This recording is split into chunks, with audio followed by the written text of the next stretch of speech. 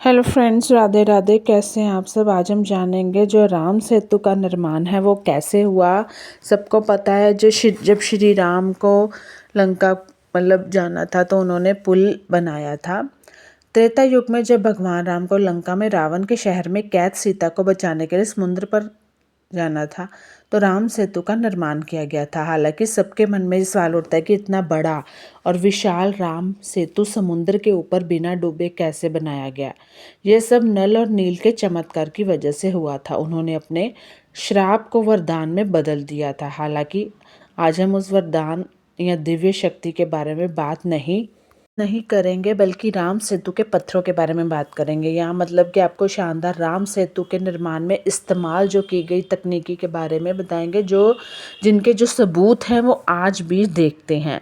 जैसे कि जो राम सेतु है, फिल्म भी बनी है ना, उस पर राम सेतु जो है वो है क्या, उसके बारे में क्या सच्चाई है। हिंदू धर्म का इतिहास न केवल आध्यात्मिक दृष्टिकोण से बल्कि वैज्ञानिक दृष्टिकोण से भी बहुत उन्नत रहा है।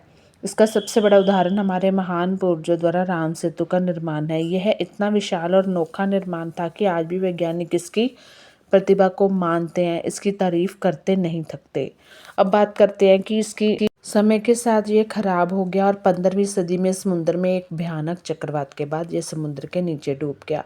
उससे पहले यह भारत श्रीलंका के लोगों के बीच यात्रा के एक मुख्य रास्ता था।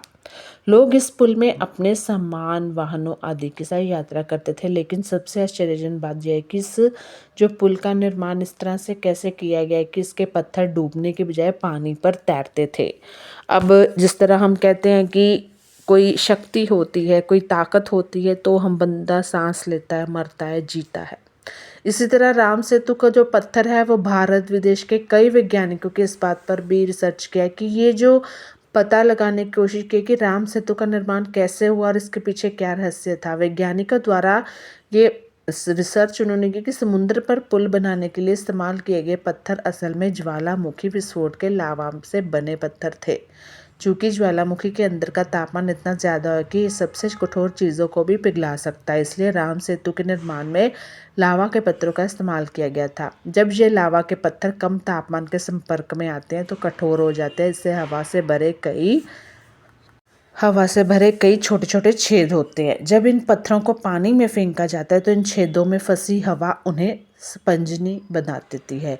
इससे उनका जो घन तत्व पानी के घन तत्व से कम हो जाता है, जिससे वे तैरने लगते हैं। इसलिए जब भगवान राम के नेतृत्व में समुद्र पर पुल बनाया जा रहा था तो बंदरों की सेना को अलग अलग जगह पर भेजकर ये ज्वालामुखी पत्थर चट्टानें लाई गई ताकि वे डूबे नहीं। इन्हीं पत्थरों को हम राम सेतु के पत्थर के नाम से जानते हैं।